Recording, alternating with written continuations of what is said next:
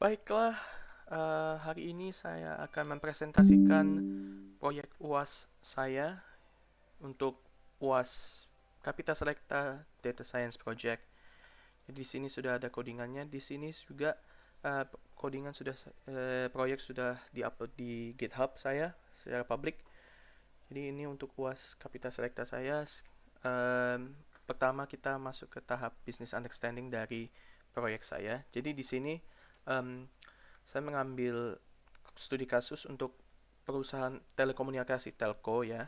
Ya, mereka telah mengalami churn rate. Jadi churn itu adalah kehilangan pelanggan terhadap kehilangan pelanggan atau berhentinya pelanggan melanggani telekomunikasi ini ya, telco yang tinggi. Ini mengakuisisi pelanggan baru yang 5 kali lebih mahal dibanding pelanggan lama. Jadi perusahaan tidak tahu pelanggan mana saja yang dari pelanggan-pelanggan yang masih ada itu akan churn atau akan pergi. Jadi perusahaan ingin mengidentifikasikan pelanggan yang mana yang memiliki probabilitas yang tinggi untuk berlangganan atau churn pada bulan depan, sehingga tim marketing dapat ya memperbaiki pelayanan mereka dan sebagainya, dan juga mempromosikan retensi secara khusus. Lalu perusahaan ingin juga mencari tahu faktor apa yang menjadi penyebab utama dalam churn customer rate yang tinggi, dan mereka juga ternyata sudah ada data historis pelanggan yang ada data setnya. Lalu tim juga mempunyai akses terhadap infrastruktur komputasi standar dan ingin membangun model binary classification dan mendeploy dalam bentuk inferensi menggunakan framework sederhana Flask.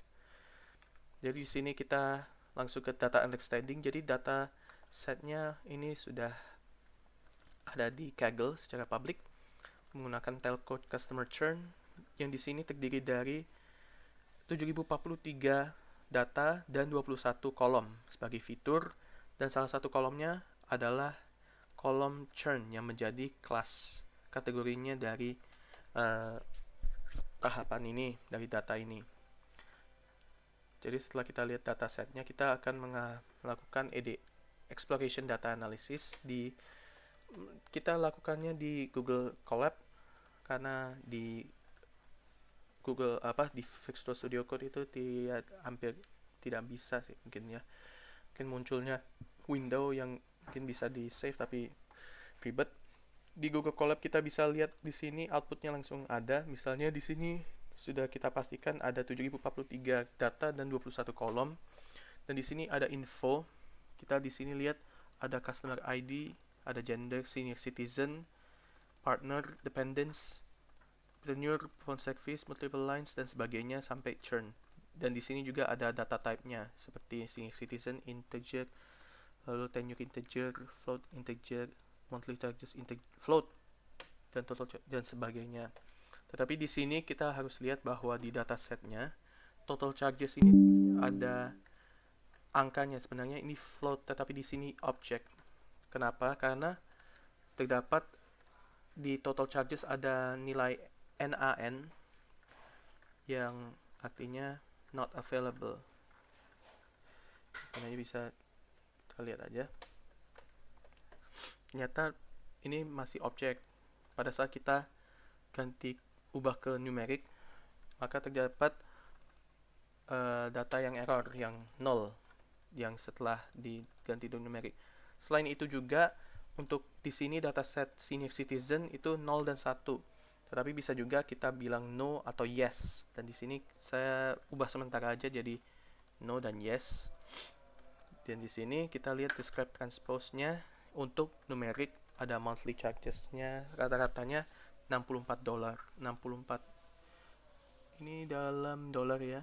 Ya, $64 misalnya. Di sini total charges-nya yaitu $2.283, dan ini $32 tenure, 32 bulan dalam tenurnya. Lalu di sini juga ada isnelnya, dan di sini adalah grafik distribusi churn-nya. Jadi di sini ternyata churn rate-nya sangat besar, ya tidak terlalu besar tetapi ya cukup besar untuk perusahaan telekomunikasi yang harus waspada dan ingin mencari tahu bagaimana cara memperbaiki em, organisasi mereka. Di sini 26,5% itu churn rate-nya. Lalu di sini ada histogram untuk numerical kategori. Di sini ada bentuk normal dan di sini lebih ada bell terus tinggi lebih di sini $25 dan di sini ada total charges-nya yang akan makin meningkat akan merendah di sininya. Lalu di sini ada bar graph untuk churn by setiap kategorikal. Di sini ada churn by gender, senior citizen, partner. Ini kita lihat di sini ada yang equal, ada yang sama, terus ada juga yang tidak seimbang mungkin seperti senior citizen.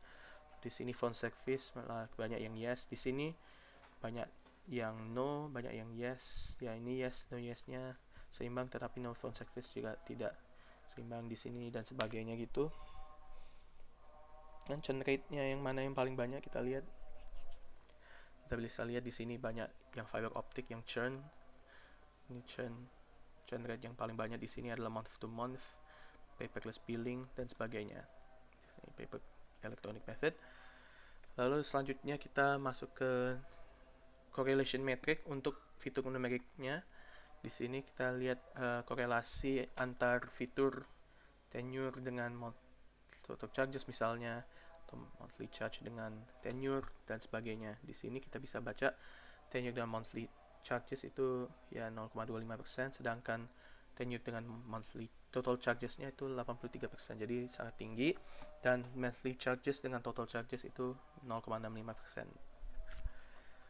Lalu selanjutnya kita akan setelah eksplorasi data, kita sudah tahu bahwa kita harus memerlukan beberapa data preparation ya. Jadi di sini saya sudah train model. Di sini train model kita akan load datanya terlebih dahulu. Lalu kita akan melakukan pre-processing. Jadi di pre-processing ini kita menghapus row dengan 0 yang not available. Lalu di sini ada target kolomnya yang akan dimasukkan ke dalam Y, dan di sini ada ID column akan dihapus. Jadi di sini kita akan menghapus customer ID karena itu hanya sebagai identitas saja, tidak ada hubungan dengan datanya. Dan juga target column untuk dataset lat X dan Y untuk targetnya. Nah, di sini sekarang kita akan mengubah churn-nya dari yes no ke 0 dan 1. Jadi yes 1 dan no 0. Lalu selanjutnya ada splitting datasets, yaitu dengan rasio 80-20, 80% data latih dan 20% data tes. Selanjutnya kita langsung masuk ke tahap pre-processing selanjutnya. Data yang numerik kita mengapply standard scalar, sedangkan yang kategorikal kita mengapply one hot encoder. Jadi untuk memudahkan kategori dalam dataset. Jadi standard scaling untuk memastikan bahwa scalingnya berjalan dengan baik. Lalu akan di pre-processing. Setelah itu kita akan langsung ke tahap selanjutnya, yaitu modeling. Jadi di sini modelingnya kita menggunakan random forest classifier dengan n estimated 100, random state, dan balance. Di sini balance karena apa? Karena kelas ini tidak seimbang, maka kita harus seimbangkan dengan class weight balance. Jadi di sini fit kita akan melatih datanya, lalu kita bisa melatih data model classifiernya. Lalu setelah itu kita ke tahap evaluasi. Jadi di tahap evaluasi kita menggunakan classification report dan ROC. Lalu setelah itu kita akan membuat pipeline. Lalu kita joblib. Di sini kita menggunakan library joblib untuk mendownload, menyimpan dataset model ke folder modelnya di sini. Jadi kita misalnya di sini sudah ada beberapa, kita hapus saja mungkin. Lalu kita bisa coba aja di sini mainnya sudah. Kita misalnya mau menjalankan Python train model. Di sini sudah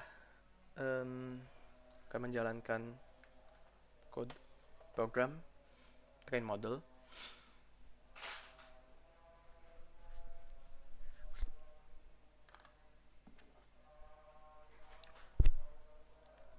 Dan di sini kita lihat sudah modelnya muncul di sini, dan di sini juga ada evaluasinya.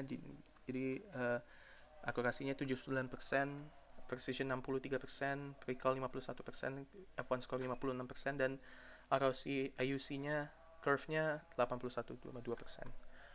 Jadi setelah kita melalui modeling dan evaluasi model, kita langsung saja ke tahap deployment. Untuk sekarang ini saya menjalankan aplikasi prediksinya itu melalui localhost saja, belum di deploy atau di hosting. Jadi di sini kita akan menggunakan framework Flask. Jadi Flask ini merupakan framework pembuat website yang berbasis bahasa Python. Ini sangat mempermudah pembangunan website. Flask ini hanya merupakan framework singkat aja, jadi berguna banget untuk website sederhana seperti prediksi ini. Ini di sini kodenya kita ada app.py sebagai main programnya. Kita menjalankan app Flask-nya. Lalu di sini ada cache, dataset, dan fitur. Lalu ada model path yang melakukan churn. Di sini kita meload model. Jadi di sini model ini dalam .pkl itu di load nanti pada saatnya. Lalu di sini kita load dataset terlebih dahulu. Jadi di sini juga ada folder dataset. Ini kita load menggunakan pandas. Lalu kita masukkan ke dalam cache-nya itu datasetnya, terus fitur dari dataset dan juga data type-nya. Lalu di sini juga nanti ini gunanya untuk memastikan kayak validasi nanti untuk form prediksi nanti. Di sini ada juga fungsi get random defaults. Jadi get random defaults ini kita pada saat meload form prediksi kita membuat input. Pada saat kita load pertama kali, kita akan set value acak terhadap numerik dan categorical pada saat loadnya nanti kita akan lihat saja. Jadi di sini selanjutnya ada get feature meta. Ini akan meload dataset, random feature. Lalu di sini kita mendapatkan meta fiturnya. Di sini ada kolom empty dan numerik, teks, dan categorical. Ini akan mengembalikan meta. Lalu di sini baru kita meload modelnya. Ini fungsi model. Itu model path-nya kita masukkan. Jadi model ini akan di load menggunakan jotlib yang digunakan untuk nanti pada saat prediction-nya. Lalu selanjutnya ada home ya hanya meload home. Ya ini home ini ya. Ya home ini sederhana banget, tidak ada pentingnya. Di sini kita juga membangun base HTML.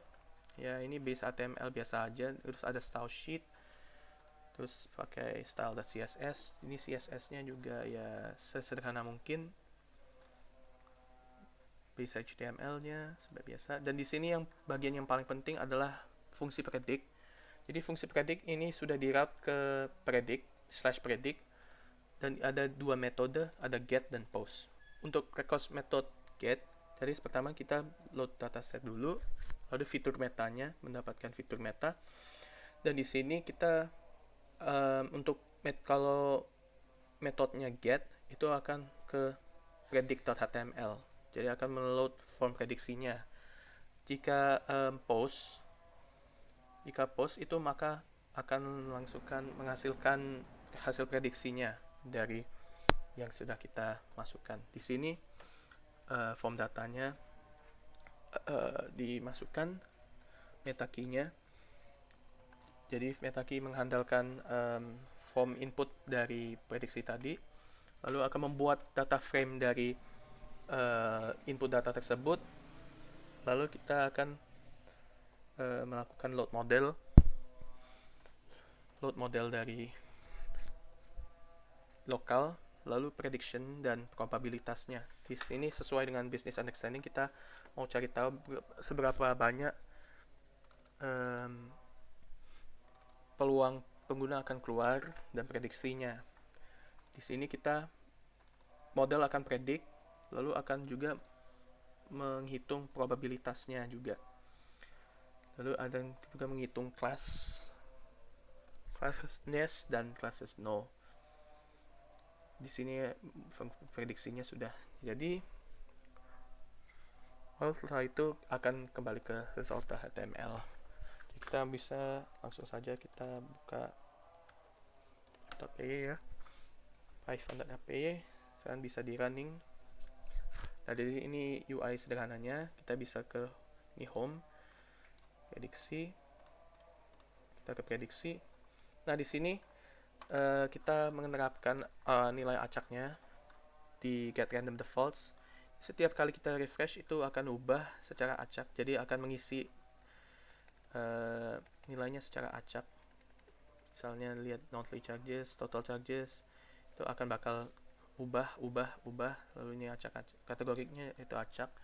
Ini misalnya juga sudah siap mau memprediksi, kita tinggal klik submit dan prediksi. Dan ini langsung di resultnya. Jadi ini tidak churn, berarti pelanggan tidak akan keluar. Dengan probabilitas 82% tidak keluar untuk ini.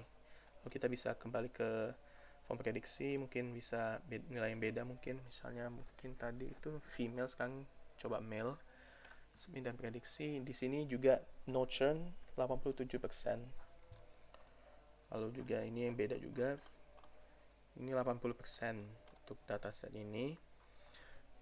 Jadi di sini lo predict, meta dan sebagainya itu bekerja sama untuk menghasilkan prediksinya.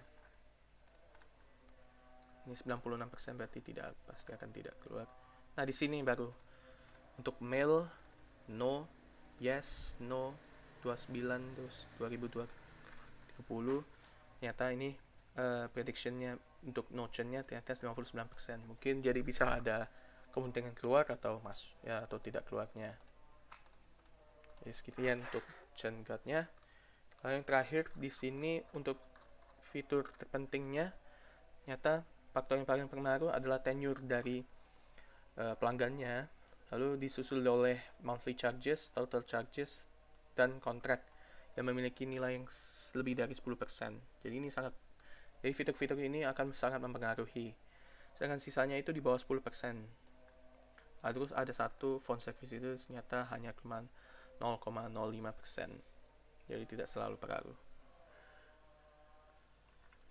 Di sini yang di atas 1%. Dan ada phone service yang hampir tidak ada pengaruhnya. Sedangkan 4 ini 60% pengaruh terhadap prediksi.